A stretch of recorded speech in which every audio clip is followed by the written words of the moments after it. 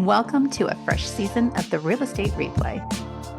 This season, we're diving even deeper into the world of real estate to bring you the insights and strategies that matter most to consumers.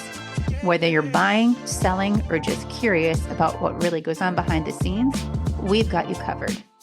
We'll break down the latest news, unravel the most recent of many legal challenges, and share stories that help you make smarter decisions. Welcome back to the Real Estate Replay. I'm Wendy Gilch, and today you're stuck with just me for this special episode focused on an important voting issue ahead of the 2024 election: consumer protection and the future of the Consumer Financial Protection Bureau, which most of you know as the CFPB. Now, before we get started, I want to make it clear. I'm not here to tell you how to vote.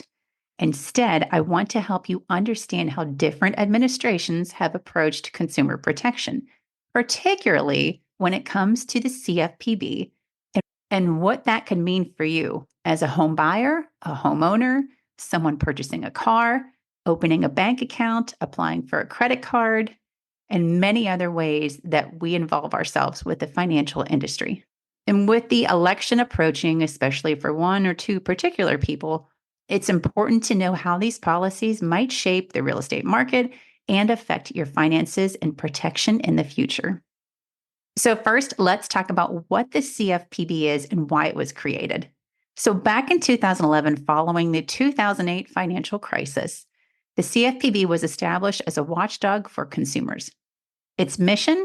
To make sure that financial companies like mortgage lenders, student loan servicers, and credit card issuers treat consumers fairly. Over the years, the CFPB has taken on some pretty big players in the financial industry, cracking down on unfair practices and hidden fees.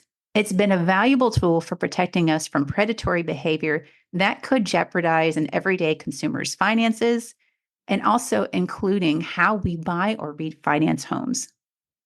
Over the years, the CFPB has taken on some pretty big players in the financial industry that no lawyer would ever be able to tackle on their own. By cracking down on unfair practices and hidden fees, it's been a valuable tool for protecting us consumers from predatory behavior that could jeopardize our finances. So let's dig into why the 2024 election is so important for the future of the CFPB. The way the agency operates and how it's funded has been hot topics in Washington for years. You see, the CFPB is currently funded by the Federal Reserve, which means its budget doesn't go through Congress. And this funding structure was intentional, and it was set up to keep the agency independent from political influence, because those financial industries have got a lot of money put into lobbying.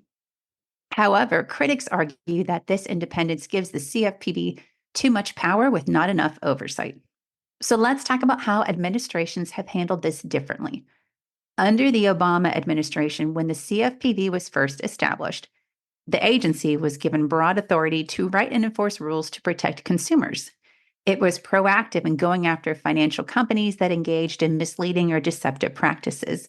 And within the 6 years that the CFPB was operating under the Obama administration, they pulled in around $12 billion in relief for consumers through enforcement actions.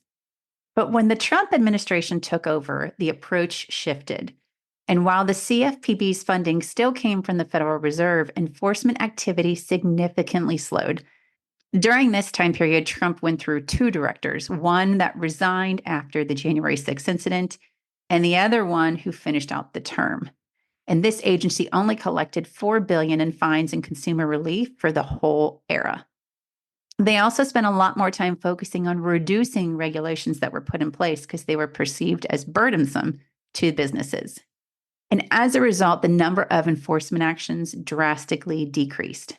According to the Consumer Federation of America, the number of public enforcement cases announced in 2018 declined by 80% from the CFPB's peak productivity in 2015.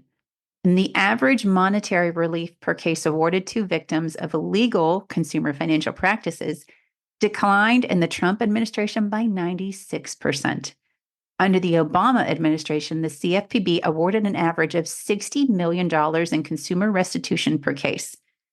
But under Trump's second director of the CFPB, The average consumer relief has declined to 2.4 million per case. Under the Biden administration, enforcement has ramped up once again. And since 2021, the CFPB has secured nearly $9 billion in relief for consumers, targeting illegal practices like discriminatory lending, junk fees, and predatory loan practices.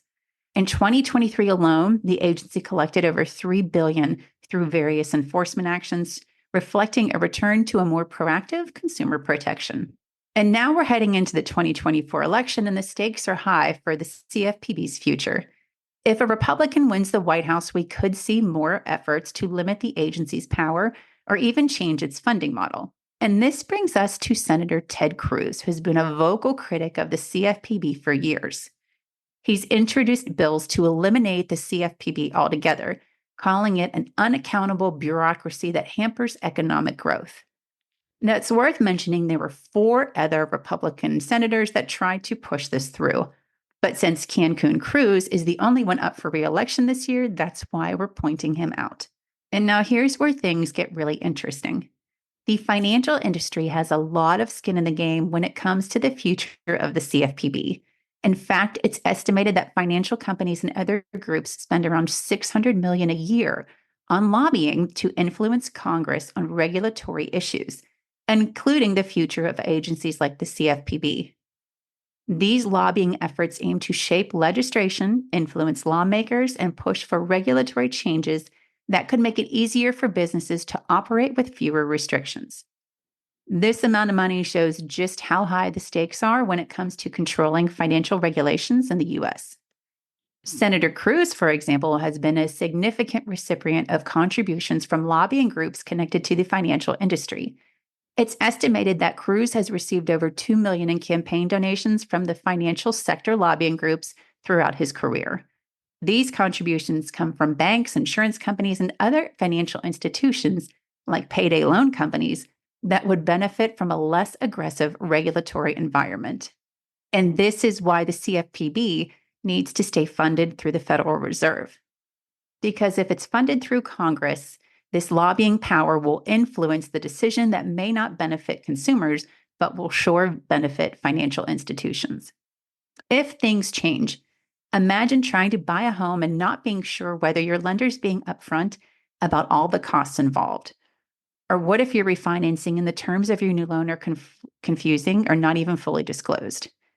In fact, the loan estimate that you get now that looks like everyone else's loan estimate was created by the CFPB back in 2015 to hopefully simplify and improve the disclosure forms used in the mortgage process by combining elements from the Truth in Lending Act and the Real Estate Settlement Procedures Act, known as RESPA. Even more so, the uncertainty of financing can be even more challenging for minority borrowers who have historically faced discriminatory lending practices that limit their access to fair financing. In fact, the CFPB just went after a mortgage company this month that did that exact same thing. The CFPB has played a crucial role in developing fair lending practices, but it also takes action against excessive late fees, credit card fees, banking fees, and hidden charges that can affect anyone. Any changes to how the CFPB is funded or operates could weaken these protections, making it harder for consumers to ensure they're being treated fairly and transparently throughout any financial process. So there is a logical philosophical difference at play when it comes to regulating financial markets and protecting consumers.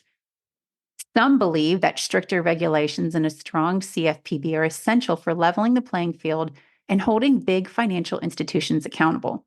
Others, like Ted Cruz and some Republican lawmakers, argue that regulations go too far and stifle economic growth.